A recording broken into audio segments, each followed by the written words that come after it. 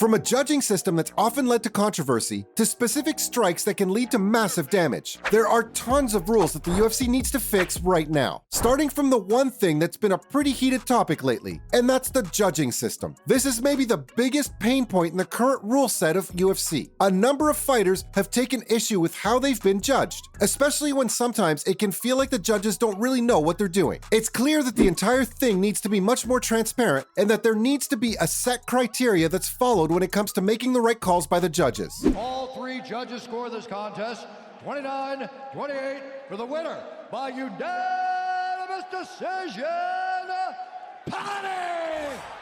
Another fix could be to alter or replace the 10-point must system. As it stands, this is just going to lead to more and more controversy as time goes on. Open scoring is also an option that could be worth considering. That way, at least the fighters would know which judge thinks what of them. It may not make too much of a difference, but who knows? Fighters may end up changing their game plan accordingly if needed. Some people have also suggested that ex-MMA fighters could be asked to take on the role of being a judge. But I don't think there are going to be enough fighters willing to take on a thankless job like this. You think you won the first 2 rounds with the judges? I mean, how do you know that? Why go in there and throw away the 3rd round and not go in and fight your ass off and try to win? Though, at least you get a board of judges that actually know what to look for that way. Still, with just how you can come under a lot of fire by making the wrong call, it's still the kind of work that I think most people tend to stay clear of. Though, this isn't the only rule in the UFC that needs to be altered, because the 12-6 elbow strike rule also needs changing. This one's pretty weird when you think about it. Essentially, the elbows to the head are allowed in UFC, but this part's super important. They need to be dealt with in an arc. Like, you can't just attack your opponent with a vertical elbow straight to the head. That'd be the infamous 12-6 elbow, and of course, that's against the rules. And when a guy does that, you're always knowing that they're gonna spin. He had thrown that spinning elbow earlier, and you can see him load up his hips. Though, the reasoning behind this gets even weirder. Apparently, it's been in place ever since the unified rules of MMA were founded. And back then, there was a member of New Jersey's Athletic Commission who thought that the move had been used in brick-breaking demonstrations. That's it now. So apparently, it was considered too strong and damaging to be used in fights. Some even think that it's outright deadly. Banning it would make sense in that case, right? Well, not quite. It's generally believed that unless you're taking your elbow and thrusting it right into your opponent's spine, things should mostly be alright. And so, people think that the rule can probably be changed to allow 12-6 elbows. Breaking bricks with their elbows, and they're like, there's no way you could allow that strike because that strike would be too deadly. Was that what happened? Close. Especially since disqualifications from this rule don't happen too often anyway. Though, over the years, fans have seen a couple. Like how John Jones got one for using the 12-6 elbow against Matt Hamill in their bout. Big elbows. No, you can't do 12-6. Stand up.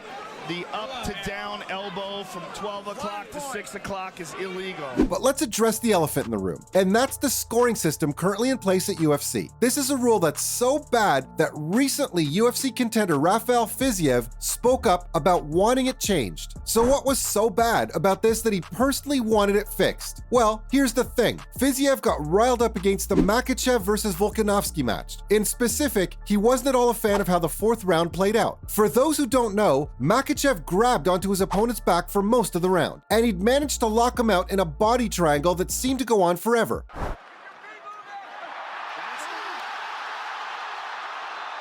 Beautiful wrestling. Who's ever done this to Volkanovski?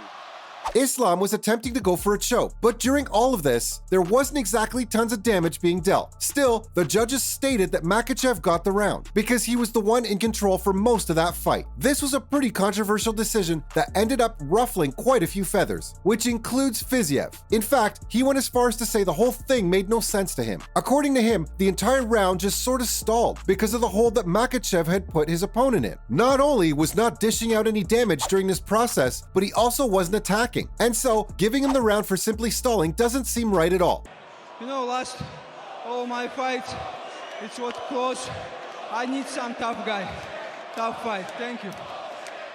To be fair, he's got a point, which is why I can see why so many people are asking for a change to how the scoring is done. But there's another big issue that can lead to some dire consequences, and that's the gloves used in the UFC. This might not seem like a big issue at first, but wait till you realize just how often fighters end up getting poked in the eye during their fights. The current gloves that are used need to get modified to prevent the possibility of them damaging the eye. And guess what? Eye gouges, as rough as they are, aren't the most uncommon thing in the octagon. You can expect to see quite a few eyes in pain during these fights, and because of this, there really needs to be a proper rule set to avoid this kind of issue, especially because fighters tend to stretch their hands to get an idea of just how far away their opponent is from them, and in that case, poking them in the eye is a very real possibility. Some fighters have even been accused of doing this on purpose, as a way of poking their opponent's eyes and getting an advantage. Ladies and gentlemen, the end comes officially 18 seconds of round number 2 due to an accidental eye poke to Muhammad. He cannot continue, therefore, this main event has been declared a no decision.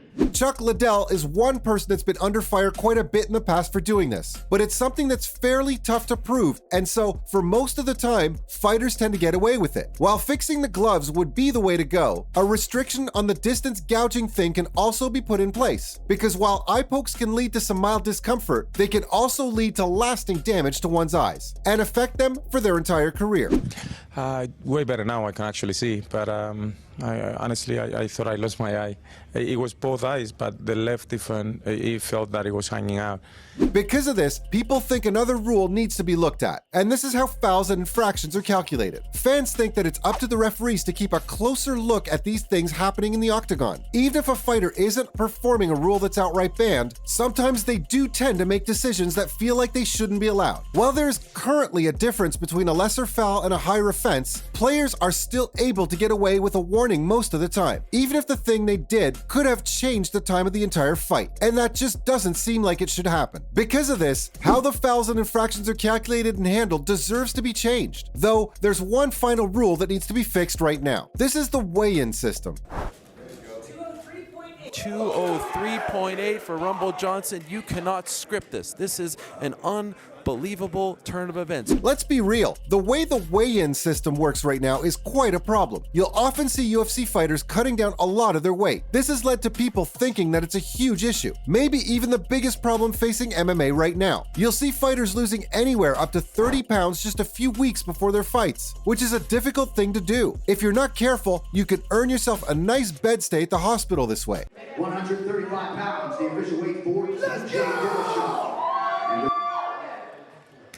While some changes have been suggested, it's still tough to fix because of just how the human body tends to be different from person to person. But those are all the rules from the UFC that need changing.